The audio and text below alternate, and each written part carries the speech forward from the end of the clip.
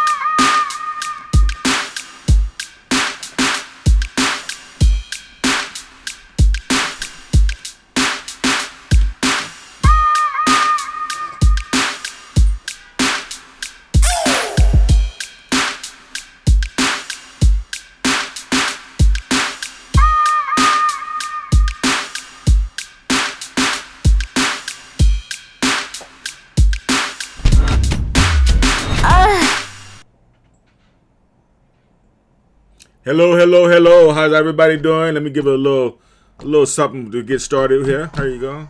How about that? How about that? Thank you, thank you, thank you for joining me. I feel really good.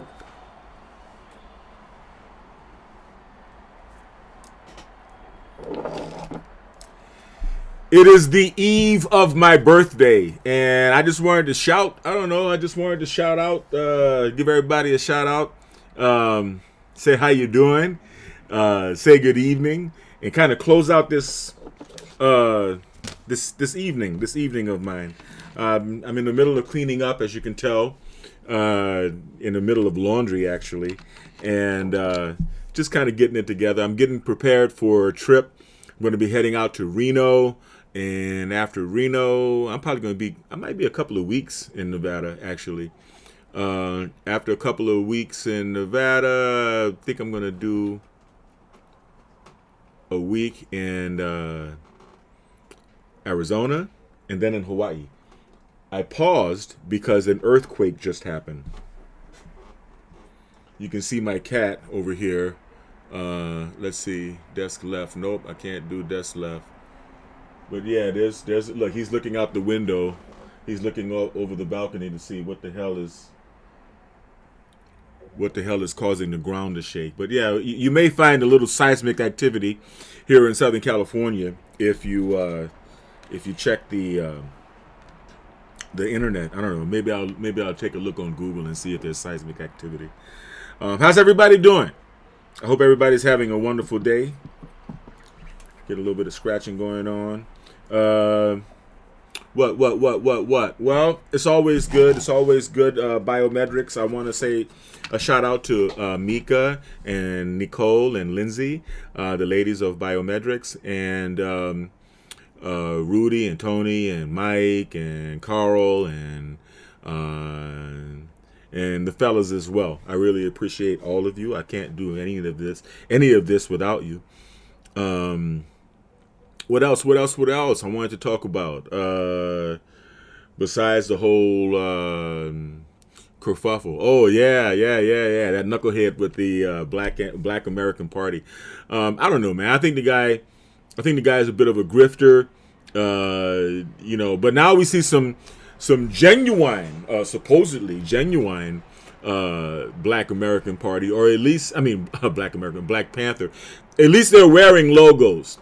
They don't show their faces, and they seem to be barking at 7-Eleven owners and whatnot, and talking about the community this and the community that.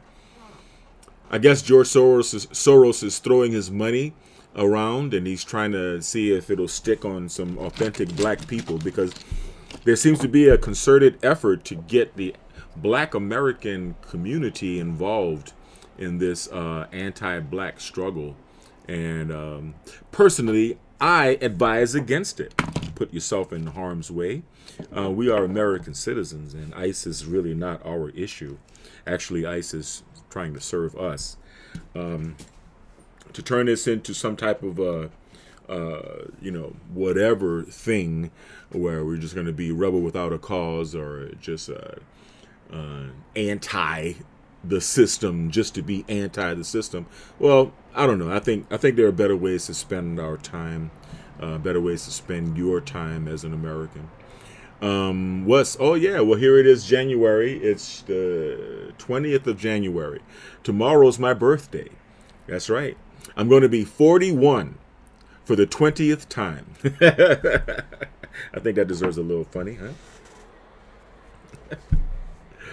Yeah. And I'm enjoying life. I'm enjoying life in every aspect of life. I try to get my children to understand how to live life with gusto. Okay, speaking of my kids, shout out to Ivan. Ivan is now 40 years old. Can you believe that? Yo tengo un hijo con canas. I've got a son with gray hairs. And my daughter, Kay, hope you're doing well. And my son, Kai Kai. Kai Kai, I'm especially concerned about Kai Kai. But we're gonna be okay. Things are gonna be okay. You know what I mean? Just yeah. Whenever you need, go to the freezer, son, because there's ice, ice, baby. Doom, doom, doom, doom, doom, doom. Doom, doom, doom, doom, doom, doom, doom. Well, I ain't gonna say no more about that. Let's see. All right, so today I'm just clowning. I wanted to talk about. Let me see.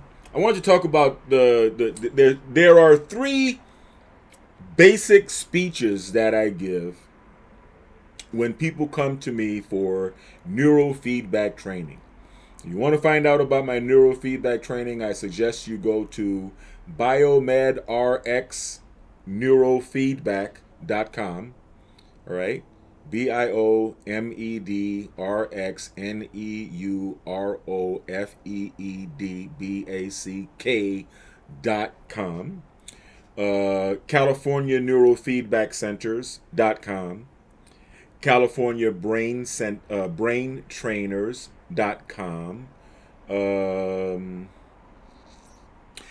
my favorite, Neurofux. NEUROFUX.com.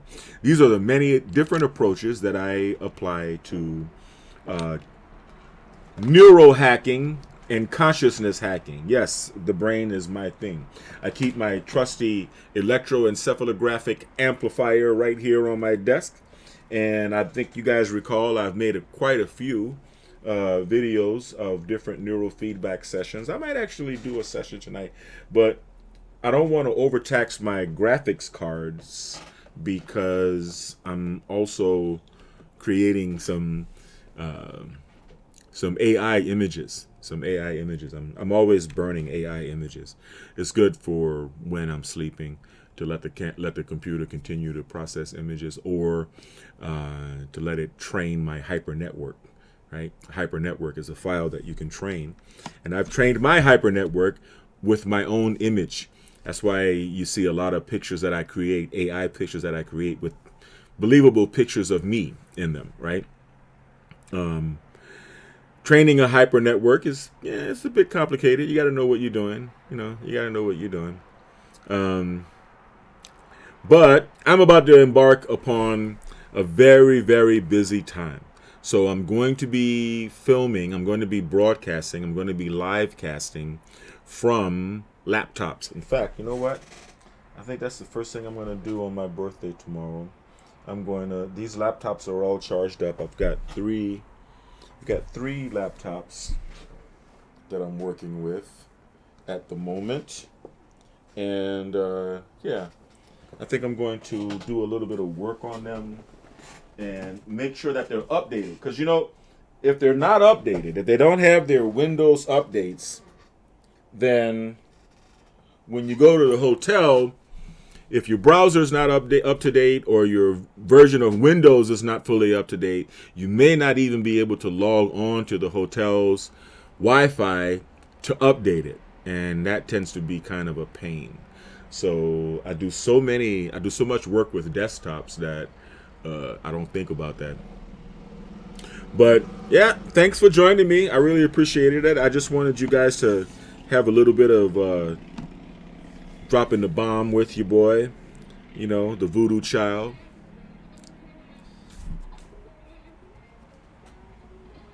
I hope people understand, the gist of me using that. I use that also as my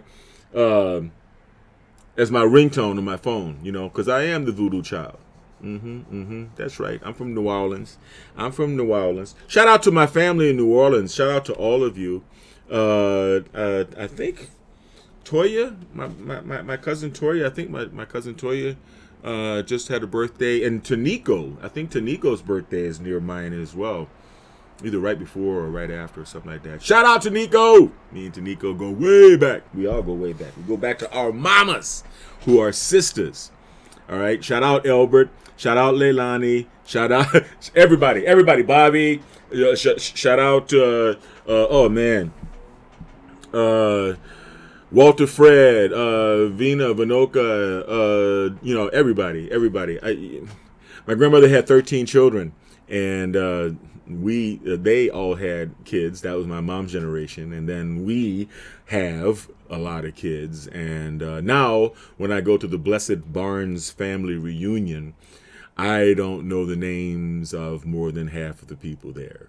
And I think it's a wonderful thing. I think it's wonderful when you have a big family. A big family is a blessing. Shout out to the Barnes family in New Orleans. Dom DeMarco. And the Lockett family, you know what I mean? Right there, everybody knows what time it is. I sent a message to my brother, Sean. Shout out to my brother, Sean. Sean, how you doing, man? We're going to break a little glass in your honor. Actually, let's do a little funky funk.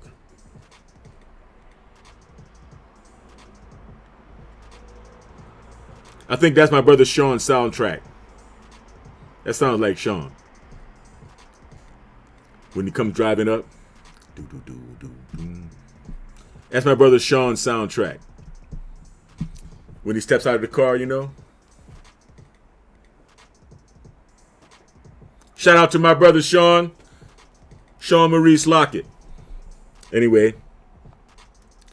I hope you guys are having a wonderful time out there in New Orleans. Congratulations to Mayor Moreno of New Orleans. And thank you for doing what you're doing for the city. Thank you for getting it on and on and on. I appreciate it. You're getting off to a running start. I can see that from out here in LA. And I really appreciate it. Te complemento a todos mis amigos mexicanos aquí en Los Angeles. So let's see. Am I really going to go over this? Yeah, let's go over this. Let's go over this. Now, as you know, people come to me when they have neurological dysfunction. And, you know, it doesn't mean you're crazy. It just means, you know, the brain is a part of the body like everything else. And sometimes, you know, the brain suffers from certain conditions. And mainly, those conditions are related to neocortical dysregulation. When the neocortex is dysregulated, that means that you have like little kinks in the neocortex. The neocortex, of course, is the pink, wrinkly form of the brain. I mean, part of the brain with that. What you see on the outside when you look at pictures of the brain on the outside. Let me see what I can get for you guys.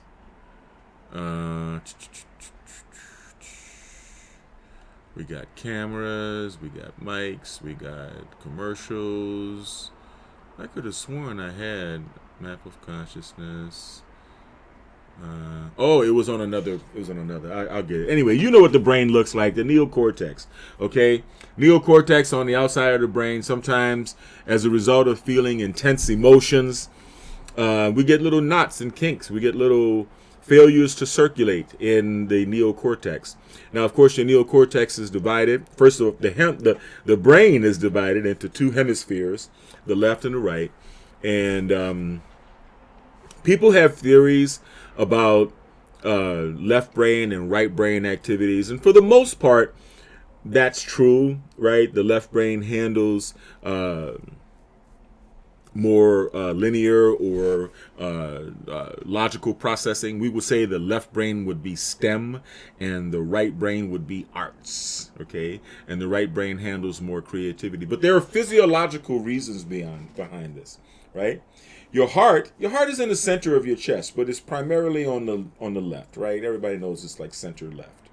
And because it's closer to the left hemisphere of the brain than the right, the left hemisphere tends to get more circulation.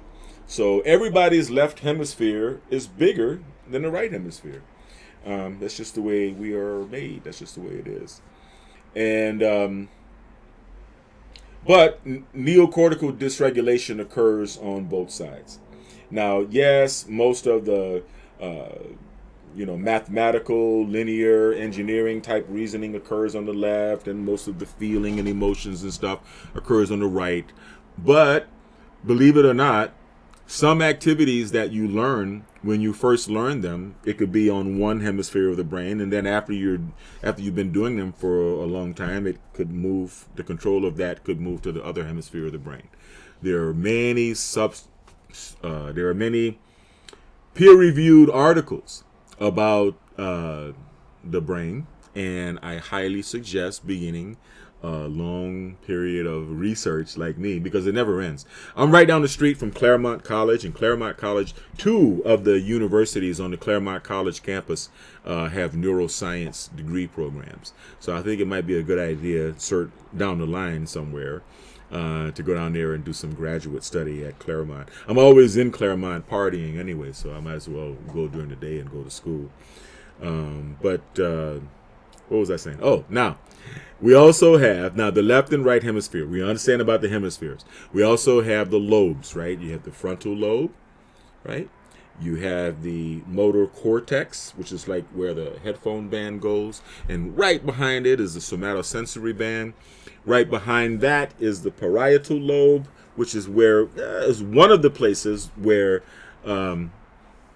people who are not combat veterans accumulate dysregulation as a result of intense emotion and stress and so forth.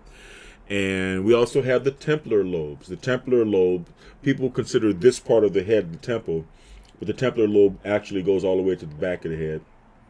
And it is very, of course, it's obviously close to the ear. It is very associated with the ear. So the templar lobe also tends to collect dysregulation, accumulate dysregulation, or aggregate. I think that might be the best term.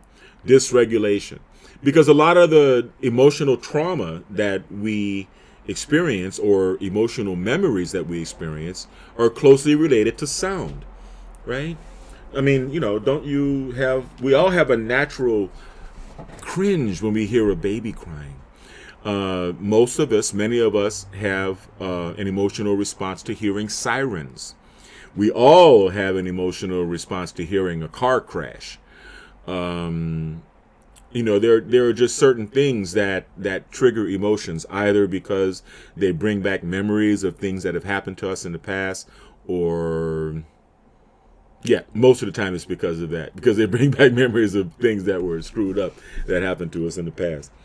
And behind the parietal lobe, or I guess we could say beneath the parietal lobe, is the occipital lobe. The occipital lobe it has a lot to do with sight. That's why it's called the occipital lobe, right? And the right eye is wired to the left hemisphere of the brain. The left eye is wired to the right hemisphere of the brain. The left hemisphere of the brain controls the right side of the body. The right hemisphere of the brain controls the left side of the body. Most of us aggregate dysregulation in the parietal lobe and in the temporal lobe, and various parts of the brain. I mean, if you have a stressful life, if you're suffering from anxiety, stress, and depression, right? The 3 horsemen, or the unholy trinity: anxiety, stress, and depression. What most people suffer when they're suffering neocortical dysregulation. It is going to be primarily you can pretty much guarantee it's going to be in the parietal lobe, and it's going to also be in the frontal lobe. And but train all of the lobes. The objective is to train your entire brain, and you have to know how to do it. You have to know in what order to do it. That's very, very important, because it's your brain, and it's not, the neural amp is not a video game. A lot of people, a lot of my clients, they would come and observe me treating their children, and they thought that because they saw me do it enough times that it was only as simple as buying an amplifier and hooking it up. But you have to know what you're training, where you're training on the brain, and for what. So, someone comes in, for example, off the street. Oh, I forgot to mention, shout out to my military people, my brothers and sisters in arms in the United States military. I am a veteran of the United States Air Force myself, and I want to say thank you for your service. Thank you guys for your service. I am a part of the Homecoming for Veterans program through the EEG Institute. EEGinfo.com. This is the institute where I learned neurofeedback therapy. And with the Othmers, shout out to the Othmers. Rest in peace. I'm sorry, Sue Othmer. She was my teacher, and she was the most knowledgeable person other than her husband Siegfried and her son Kurt, of course. Shout out Kurt. In the field of neurofeedback, and they are still going strong. Thank you for training and teaching me, and thank you for teaching so many other neurofeedback clinicians. And if you want to try neurofeedback yourself, and you're not in Southern California, well, even if you were, my shop is closed right now. But if you were looking for neurofeedback therapy in anywhere in the country or anywhere in the world, I suggest you go to eeginfo.com and look at their directory. You're going to find a directory of therapists that they have trained, and you can find them. Now, back to the new client. Oh, the reason I brought up the military is because when I find it has been found that when you're dealing with military veterans, they tend to pick up an additional dysregulatory pattern on the frontal lobe. Because when you're in combat, right, you sleep with one eye open.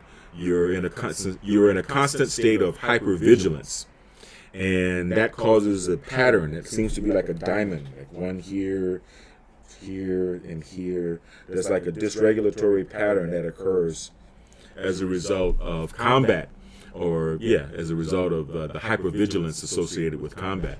So we have to train the whole brain, and you have to know where, depending on the person that you're dealing with, where you should train first. Now, we can talk about two things. We can talk about location on the neocortex, the phrenology of the brain, of the neocortex, and frequency. So let's just say we're starting off with infralow neurofeedback. Infralow neurofeedback is feedback that encourages the brain to oscillate at a frequency of 0.05 hertz. That's slower than the rotation of the sun over the flat plane of the earth. And it's very good for helping reestablish regulation. It's very good for calming the brains of children on the autism spectrum. But you have to know where to do it and at what frequency. You have to know what you're doing and where you're training and for what reason. So the first thing you want to do, if a person is generally suffering from anxiety, stress, and or depression, is to calm that right hemisphere down. So you want to do some asymmetrical, one single channel training. I like to start with T4, P4, T4, then temporal lobe, area number 4, and P4, the parietal lobe, area number 4. And that's a good place to start. And then alternate the first few sessions with T3, T4, which is right above the ears, right to the back of the ears. Okay? The purpose of T4, P4 is that it calms down the right hemisphere. The right hemisphere should be optimally operating at a little bit lower frequency than the left hemisphere. It has a different purpose. And when you have a lot of neocortical dysregulation, you may be stuck with a primary operating frequency that is above alpha. That's like beta or high beta. And that's kind of stressful. I mean, it's good to be in the beta zone of 20 hertz, high beta, 25 hertz or so. If you're, listening to a speech or studying or taking a test or working or giving a speech or anything like that. But after a while, it can be stressful. You know how you leave work at the end of the day and your mind has just been operating at such a high, intense level, and then you get in the car, and then the intensity goes way up. Driving a car is very stressful. There's nothing written that says that the human being was designed to drive an automobile. And when you think about it, you're thinking linearly, you're thinking spatially, you're thinking still and motion. You're thinking with stillness and in motion. It's quite a complex combination of skill sets that is required to drive a car. We don't realize that because driving a car has become so much of a part of our culture that we don't realize it.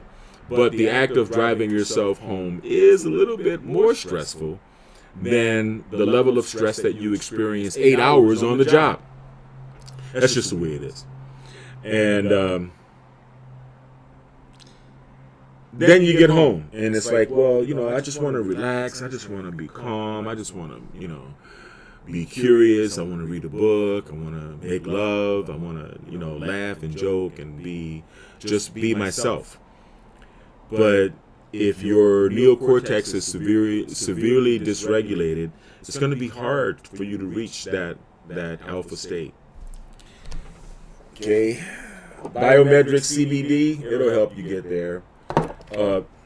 Regular old weed will help you get there. Wine will help you get there. Beer will help you get there temporarily till you burn out. And but not all drugs and not all alcohol, but they will get you that alpha state that you're looking for. It's a shortcut. No judgment. That's called self-medication, right? It's called self-medicating, and people self-medicate. We're human. People self-medicate. I don't judge because I run a head shop, so I don't judge. All right, but I mean, of course, there are downfalls to self-medication. Addiction being one. Drinking alcohol and doing drugs actually causes dysregulation, but then so does coffee and a lot of other things. You're going to learn these things as time goes on. But the reason you want to go back and forth between T4, P4 in the beginning stages with infra-low frequency neurofeedback and T3, T4 is because with T3, T4, you're crossing all three cortices of the brain, including the subcortex and the brain stem. Now, if you have been suffering anxiety, stress, depression, or just anxiety by itself for a long time, then that means that the brain stem, your brain stem is also experiencing a lot of tension. It's not just at the neocortex level. It's not just on the outside of the brain. So T3 to T4 evens out. It's basically a one-channel effect to kind of connect the left and right hemispheres again, but connect them at an infra-low frequency. So I just gave you guys a secret to my beginning training module. Now, what people don't training protocol. Now, what people don't realize is that neurofeedback is a bit like yoga or a bit like working out, in that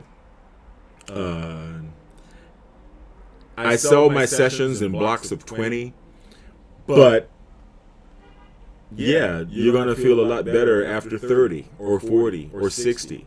And I can't tell you that you won't, because it's like yoga, right? You can go through a course. I remember years ago I was on the television show Exhale. Steve Ross is a yoga guy. His television show Exhale. And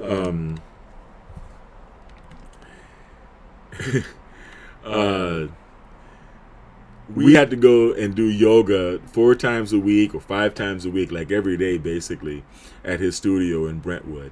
And I got into the best shape of my life. I was just doing yoga back to back. I felt really great. I recuperated, and I got really strong. They tried to discourage us from bodybuilding, lifting weights while doing yoga, but I couldn't resist because I just look so good. But yoga is the kind of thing, man. It's like water. I mean, the more you do, the better you are, the better you feel, and the more you do, the more you're going to want to do. Well, that's the same thing with neurofeedback. But unfortunately, the sessions cost because this is my time. I'm giving up my time to help you, or my employees' time to help you, and I'm paying for their time. So you got to pay us. But still, the more you do, the better you'll feel. So let's just say you get through your first block of 20 sessions, and you're going T4, P4, T3, T4, and you're really, really calming the brain down using infralow. Then you might want to shift gears to two-channel infralow. As you can see, there are two channels on the amplifier here, right? Channel 1, channel 2, and ground in the middle. And you can train the hemispheres of the brain simultaneously. Two-channel two-channel neurofeedback is obviously more powerful, more effective on the brain than single-channel neurofeedback. And then we can start calming down the whole brain. We can go front to back. We can train the somatosensory band. If you're an athlete, the motor cortex. If you're an athlete, if you want to, get on the court or go do your thing. I train my own motor cortex because I'm a runner. As you can see, there's my medal from the last LA marathon, and so it's like that, right? So you get these first sessions out the way, you get these first 40 sessions out the way, then we can go into a more advanced study called alpha theta, right? We all like to be in the beta zone, a nice, what we call the yummy zone or a happy zone, but to simultaneously train at about 7 hertz theta and about 10 hertz alpha, you're relaxing the mind, and what you're really doing is you're putting yourself in a position where you can bridge the gap or bridge the critical faculty and connect the conscious mind to the subconscious mind. You can dig up repressed emotions, hidden memories, or whatever. And some people remember actual memories. Some people cry. A lot of people cry during alpha theta. I think it's not bad to cry during alpha theta. And some people go to sleep. I don't recommend going to sleep, but it's okay. It's okay. You can train through that. Once you now, what does alpha theta do? What alpha theta does is it's like taking the emotional part, the painful part of anxiety, of having anxiety, stress, depression. Remember, these things are quite often, if not always, attached to specific memories of traumatic events that have happened in the person's life, right? So if a person, has a lot of stuff that they don't really want to face, they usually, when they come to me, they're too sensitive to talk about things. They don't want to talk about certain subjects. They haven't processed the catharsis. They haven't had a good cry. They haven't released the energy associated with those painful memories. Well, alpha theta neurofeedback helps you deal with that. It helps you deal with that. It's like going behind the balloon and prickling it, not so that it explodes, but so that a little hole is made, and you're draining out the energy, right? The unprocessed emotions and the energy that is associated with repressed memories. We all have them. So now we're getting rid of physical neocortical dysregulation with infralow neurofeedback, and we're getting rid of the emotional dysregulations, if you will, with alpha theta. And alpha theta is indulgent, is decadent, it feels really good, and the long-term effects on your personality are amazing. Why? Because you find yourself able to discuss topics that may have previously caused you too much emotional discomfort to talk about before, right? And the sensitivity around the issue. Well, because you have unprocessed emotions. But after going through your 20, 30, 40 sessions of alpha theta neurofeedback, then you'll find that you can talk about those subjects, and you can talk about all subjects without that emotional trigger happening inside, without that pain. Even the most painful subjects. And I've had, if you look up Biomed RX PTSD, Biomed RX PTSD on YouTube, you're going to find a video. It's got a blue camouflage cover with red and yellow lettering, PTSD. It's a very good video. I highly recommend that you check it out. It shows the work that I did. One of the veterans that I helped on the Homecoming for Veterans program, and he gave his testimonials before and after several sessions, and you'll see that they find that when they get through the alpha theta, that they can talk about the combat experiences that they buried, the memories that they buried can start coming back, but they don't hurt as much. They don't hurt at all, because you're silently taking the theta and alpha. Whenever you do alpha theta crisscross, when you look at the charts, you see the alpha line and theta line crisscrossing each other. That is really good work. That's processing. That's purging a lot of negative emotions, or emotions attached to memories. And then you can talk about those memories without feeling the emotions. So that's the gist of going through the phase of alpha theta. And then after that, we can go into what we call peak performance neurofeedback training. Now, we want to try to get you as close to clear, and shout out to my Scientology friends. I know Scientology people that have visited me at the Biometrics Health Center, and I don't want to step on any toes, but within Scientology, and shout out to Scientology and Dianetics, in their their feedback guided talk therapy, which is called Dianetics, right? They're taking a similar approach, except they call I think they call them engrams. I think they call the negative memories that affect your behavior as engrams. But either way, I don't know. I guess talk therapy with the assistance of an E-meter, which is basically measuring galvanic skin response, right? Your skin gets a little bit moist when you remember something that was painful. Not when you're feeling pain. When you're feeling pain, your skin can be dry as a chip. But when you're remembering pain, you're going to feel a little moisture. Strangely, right?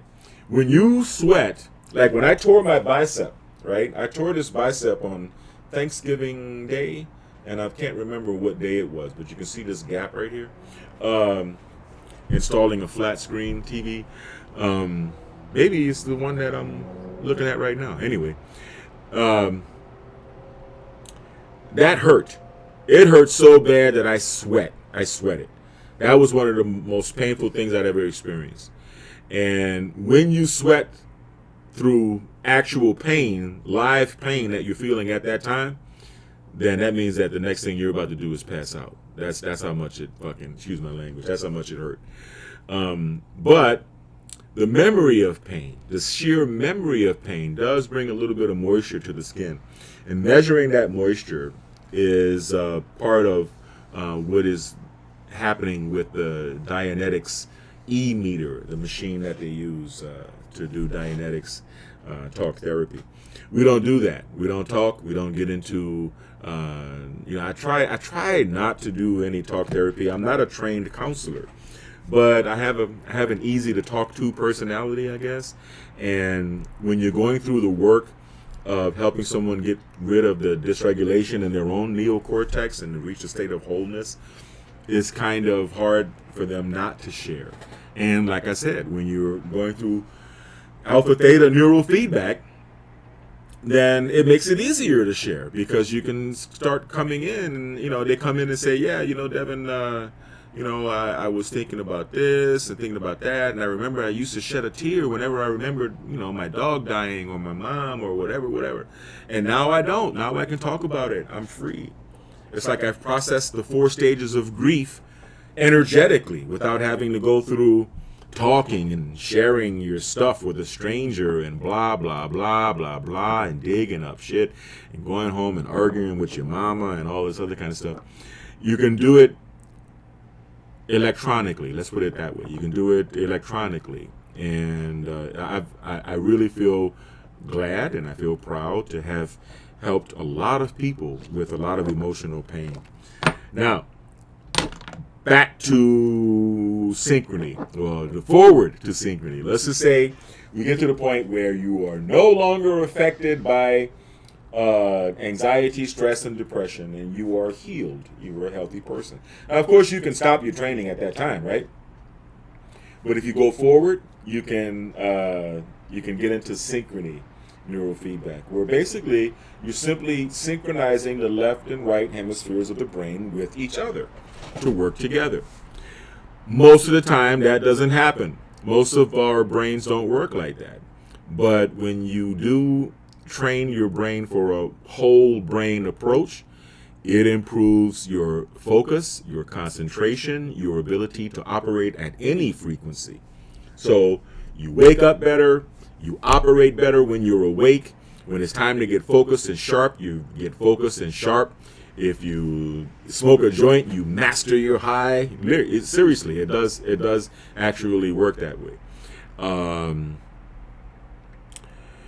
Wow, I mean, you can study, you can read, you can drive for a long time without feeling the same sense of fatigue.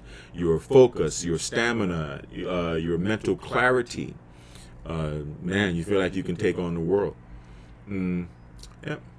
And it works, man. It works. Now, when you're dealing with synchrony, once again, when you're dealing with all neurofeedback, there are many conversations to be had about physically where you train on the neocortex, and there are even more conversations about what frequency you train at, because everyone's trying to accomplish different things. I've had golfers come to me to improve their golf game. I've had pilots come to me, fighter pilots, come to me to improve their reflexes, their sharpness of mind. I've had couples come to me. I have a protocol within which I would hook the one channel of either the channel 1 or channel 2 of the neural amp to the wife and the other channel to the husband, and I will split the ground and attach it to both of them, and I'll train them together, and that's called the honeymoon protocol. And you would not believe how amazing that experience is for couples. It's a great date night idea to come in and sit down and watch a movie together, and while you're watching the movie together, you're actually training your brains to be at the same vibe. And I've had customers leave my shop finishing each other's sentences. So I feel very glad to have been able to enhance the quality of these relationships. But you can do many things, man. I mean, you can stay at your yummy zone. You can, train yourself at 10 hertz, 12 hertz, which is really good. And the more you do it, then the more you're able to train. I find in my man Dave Seaver at Mind Alive, shout out Dave Seaver up in Canada, has also found that if you train, and Siegfried Othmer, shout out to Siegfried and Kurt, that if you train a certain frequency, then the frequencies below there are easy to master. So I train personally at 50 hertz. That's the highest frequency that the software offers, and I love it. But it takes a long, and I mean long time before you can get up to that frequency, okay? You don't want to train at too high of a frequency. You can cause yourself constipation. There's a lot of different things that you can cause. You don't want to go through that. But if you can gradually get yourself up to, a neural hacking frequency, then I highly suggest that you do. Now, the frequencies that we're talking about here, we're just talking about brain frequencies. We're not talking about vibration. I want to be very clear about that. So let's take out the brain frequency. Where is it? Map of consciousness. No, that's a map of consciousness. Where is my brain?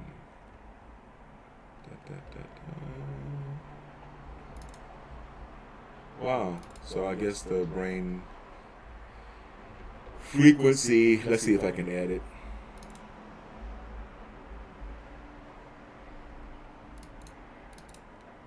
Let's see if I can add this image.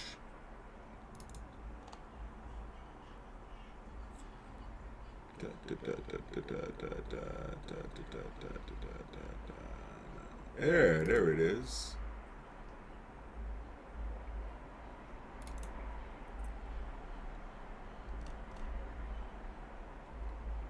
Oh, wow.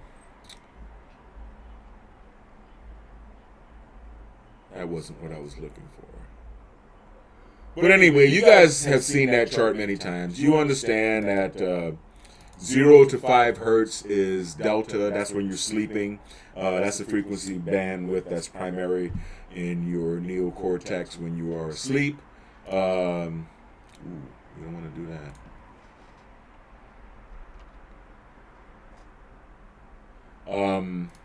6, 7, 8, 9, 10, 11, 12, 13, around there. That's what you would call the, that will be the theta zone, okay? This is the neocortex that you see right here, right? And above theta is associated with REM sleep, with light sleep, okay? Hypnosis, all right? The state that you're trying to get your patient into, your client into during hypnotherapy is the alpha theta state, and which means that you're trying to bypass the critical faculty so that you can get right into the subconscious, the alpha theta state, okay? And where was I going with this? And basically, when you get through that frequency above theta, right, then you get into alpha. Alpha is pretty much where we are when we are relaxed and awake, right? It's when you wake up. That's what you're supposed to be at, right? Around 10 hertz, right? We'll just say around 10, a little bit above, a little bit below that. When you get to 20 hertz, now you're getting to beta. The beta frequency band is associated with the level of neocortical arousal that you're experiencing at the time that you're listening to a speech. Like right now, you're listening to me. If you're listening to me on this video, then your brain is probably operating in beta mode, right? 25 hertz and above, 25 to 30, we consider that high beta. High beta is basically the brain state that you're at when you are solving a math problem, when you're actually computing, when you're actually thinking. Above 30 hertz is gamma. The gamma frequency zone, and that can go up to 100 hertz, but I train at 50 hertz. I train in high gamma.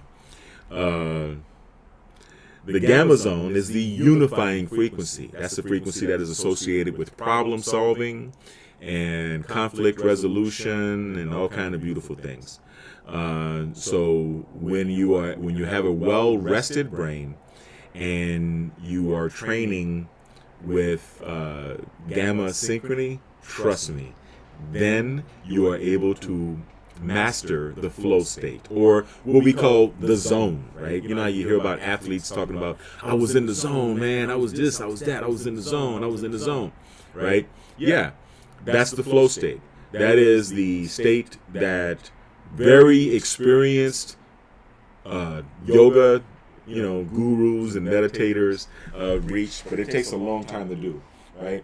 There's a very good synchrony neurofeedback video that's done by my instructor, Sue Othmer et al. and Siegfried, where they traveled and they worked with some Buddhist monks, and just watch the video, okay? Watch the video, because it's important to get the feedback from lifelong meditators about the effects of neurofeedback and how it compares to serious, intense meditation done by a professional, right? I mean, you would consider a monk, right, to be a professional at meditation, at least, right, at the very least. So, there you have it. We start with alpha theta. We then move into, we start with infralow. We then move into alpha theta. Then we get into gamma, right? So we get rid of the neocortical dysregulation. We get rid of the emotional junk as much as we can. And then we move forward to training the brain for peak performance. Now, we're not only talking about frequency, we're also talking about where you're training, location on the brain. That's another long-ass video, or a series of long videos. And I don't really have the time. I'm about to crash right now. It's 8:44. I'm about to crash right now. But that's where we get started. Okay, thank you for watching. Now, I'm going to show you these charts just a little bit, because the charts, we're going to get into the charts tomorrow on my birthday. We're going to get into the charts. We already went through all of the frequencies without me showing you the chart of the neurofeedback frequencies.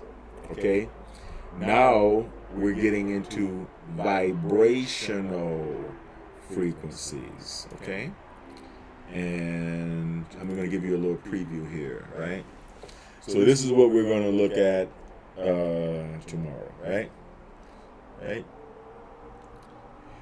This is not the frequency that we're talking about when we're talking about neurofeedback. That's not what we're talking about. This is not that, okay? There we go. This is not that. This is your vibration. Where are you? Where are you at? Where are you? What is your vibration as a human being? And you know what? That brings me to another subject. One of the challenges of dealing with the brain and the issues of the brain is that when a person goes beyond a certain threshold, their dysregulation causes serious changes in their personality and in their character as well. But when my clients come in off the street, I don't know them, so I don't know what kind of character they're dealing with to begin with, right? I don't know their parents. I don't know what type of character they were raised to have in their home, in their family, in their culture. However, when you go to 12-step meetings, Alcoholics Anonymous or Drug Addicts Anonymous or Sex Addicts Anonymous, not that I would know about any of those, but when you go to the 12-step programs, people are bringing their crap out, right? They're bringing their crap out to the surface. And you kind of grab on to the vibration that everybody else is at. You may not share when you first go to your first 12-step meeting. But eventually, on a vibrational level, the vibration of where everybody who is suffering from addiction and trying to get out of it sinks into you by hearing everyone else share. And then eventually you want to share. And it's a wonderful thing. And then you share. But the stories that they share are often stories about how their character was negatively disaffected by their addiction, right? Oh, I stole from this person and I did that and I hurt this person and I robbed that person and I slapped that person and I had this argument and I lost my job and people don't trust me anymore and whatever. That does happen. That does happen. And that too, right, will be resolved when you resolve the neocortical dysregulation and the emotional dysregulation. That will solve itself in time with work. But in the meantime, Devin, as the practitioner, I am still dealing with someone who is in a miserable state. And they don't know that I know that they're in a miserable state because they don't know that I know because they don't have an understanding or appreciation for the experience that I have, the knowledge, the training, the education, and the experience that I have, and how I know my way around the human brain, right? And so they think they can gaslight me, they think they can lie to me, they think they can play games, or they think that they think that I am at their level emotionally, and I'm not. I don't lord my own level of having my shit together over my clients. I just don't do that. I just don't do that, right? I mean, I think it should be self-evident by dealing with me, but sometimes it can be challenging, man. Even with veterans, man. Even with veterans, sometimes it can be challenging because when the person is severely dysregulated, they could have a short temper. They could be a klepto. I mean, there's a lot of things you don't know. It's the brain, man. It's the brain. It's the brain. And so, working through it, I don't mind doing that. It does take time, right? You have to do your sessions in close interval. You have to do a lot of sessions. You got to do your sessions in bulk boxes of 20. But the point I'm trying to make is that the character of the client could be disappointing in the process. I'll just put it that way. That's a until they get better. And being a healed person, you want once you become healed, then you have patience, right? You start to become more of a compassionate and patient person. So you can see your clients with love and understand. Hey, I was where you are. Just stick with it. Right? I can't train it all the way in one day, but if you keep coming, you are going to notice the change. That's why we sell the training in blocks of 20, and that's why the training is the money that you pay is non-refundable. All right, so if you are still in a very, very low frequency, we're talking about life frequency, not brain frequency. We don't get to this chart.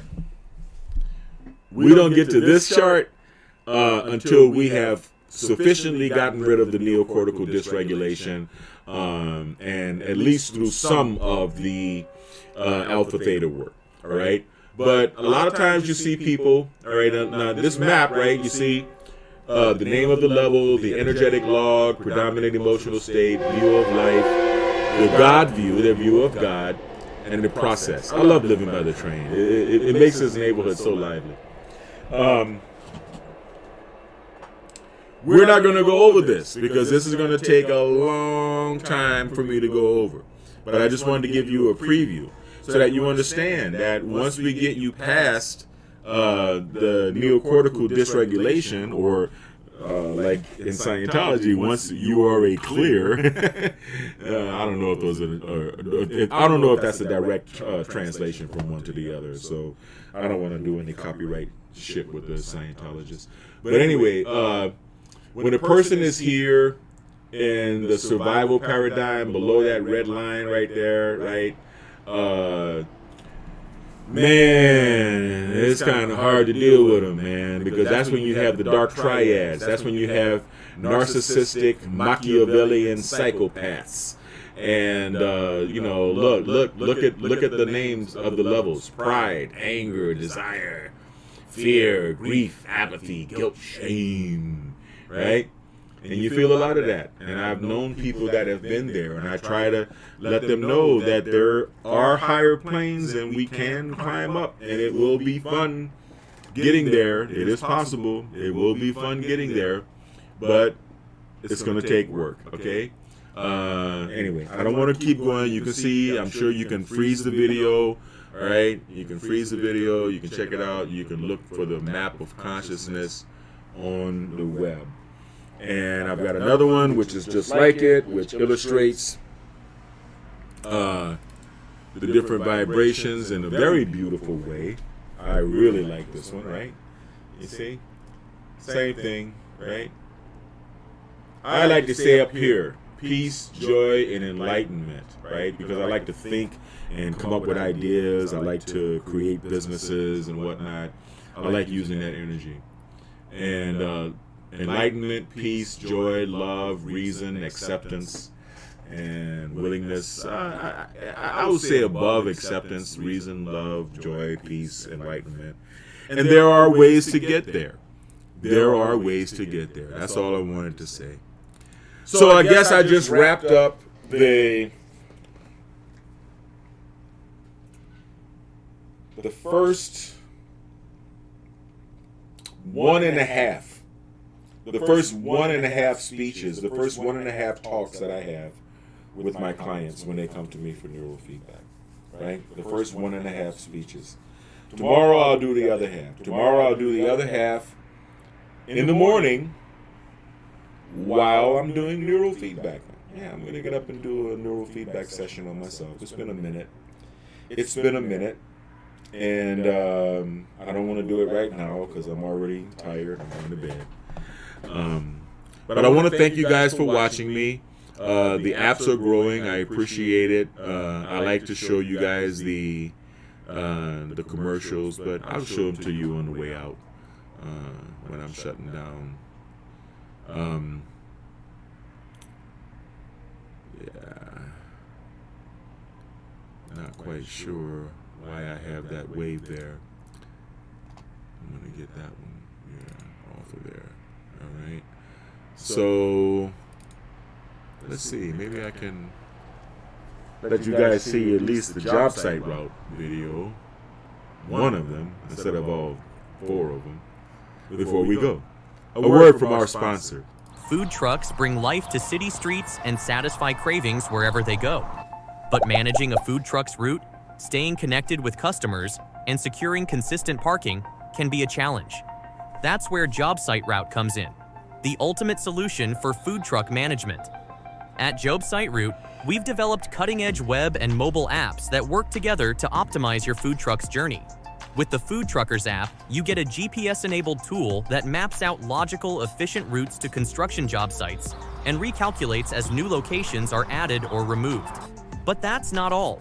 The app empowers food trucks to receive pre-orders from both construction site patrons and regular street diners, process payments seamlessly, schedule estimated arrival times, and communicate directly with contractors, diners, and even other food trucks. For contractors, the JobSite Route app is a game changer. They can view the live GPS locations and route schedules of all food trucks, pre-order meals for their team, request specific arrival times to keep their crew well-fed and productive. With the web interface, contractors can easily manage their profiles, update payment information, and even organize catering events with food trucks. And for regular street diners, our civilian user platforms, StreetGrubber.com and CurbDiner.com, make food truck dining more convenient than ever. Users can Discover food trucks on their route. Pre-order meals for quick pickup. Rate and review their favorite trucks and connect with other foodies. The Food Truckers web interface makes business management simple. Update your profile, menu items, prices, and pictures, all in one place. We keep it affordable and transparent. Contractors, $100 per job site per month. Food trucks, $100 per month plus 10% of pre-order sales. Civilians, $100 per month for adding custom addresses to the route. With Job Site Route, everyone wins. Food trucks have continuous parking and steady sales. Contractors keep their teams fueled, and diners enjoy the best meals wherever they are. Join the revolution today. Visit us online and download the app to get started. All right, all right, all right.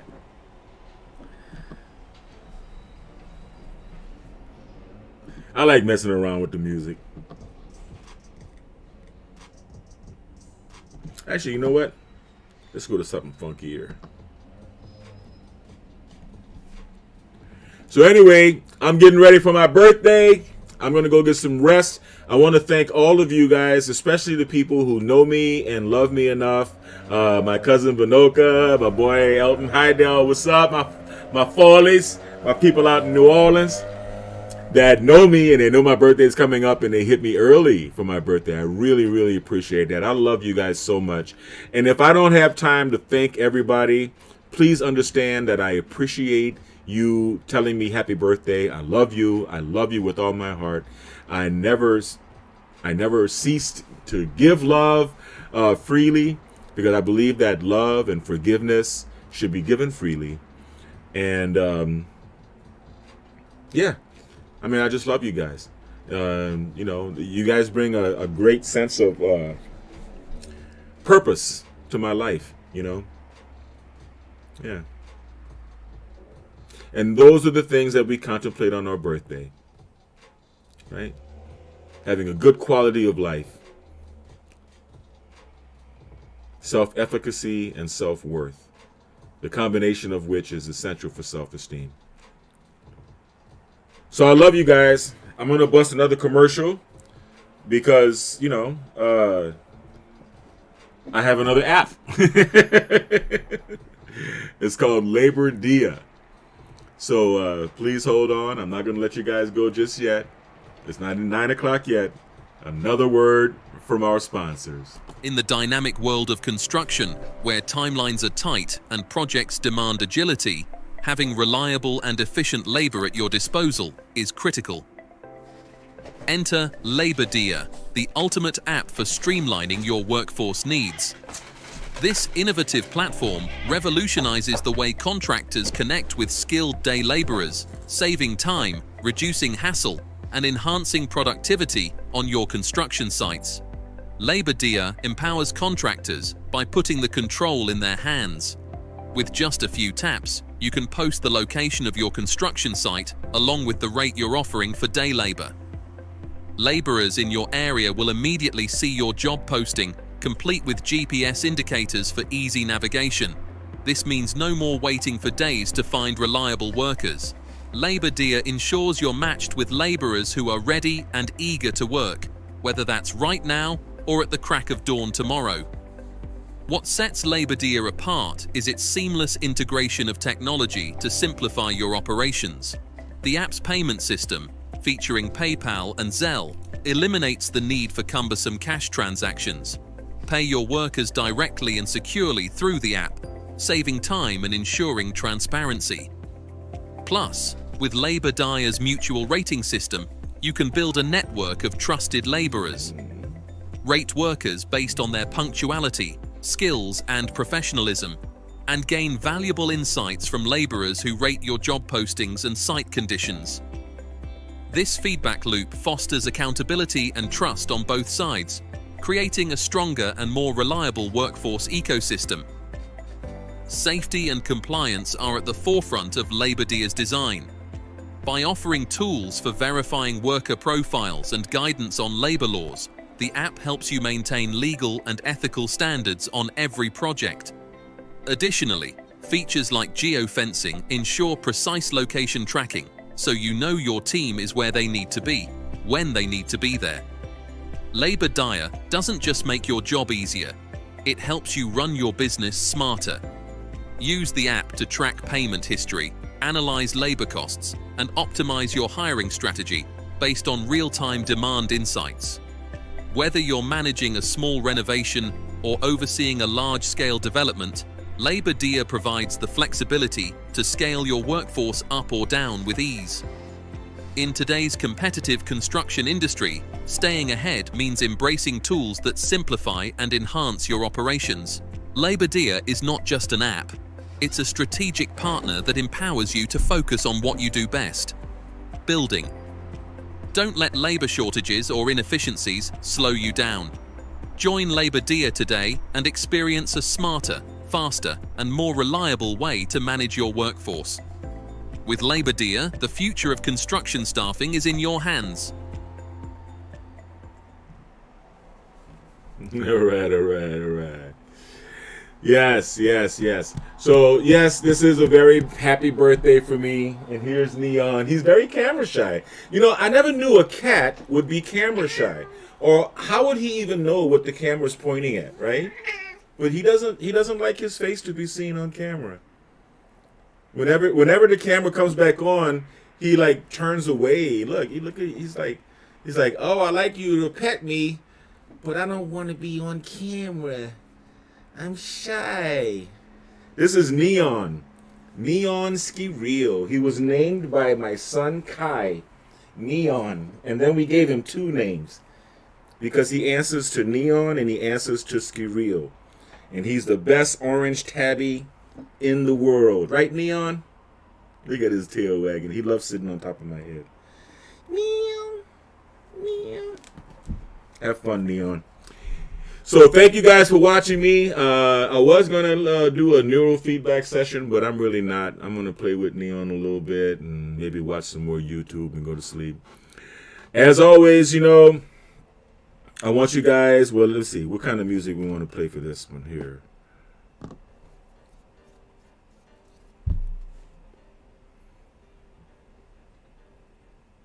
No.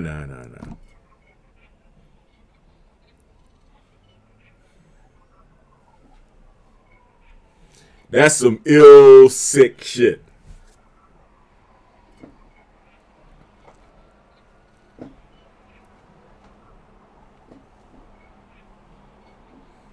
Anyway, I'm going to go to bed.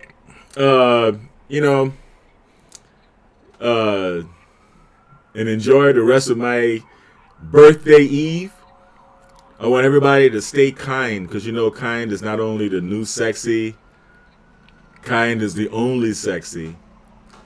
I want you to stay blessed,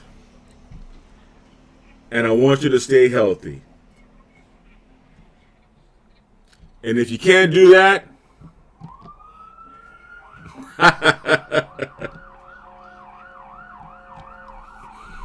anyway, I love you guys. You guys are going to go out with a siren, as always. There's always sirens here. Have a wonderful night, and I'll see you guys on the flip-flop. Peace.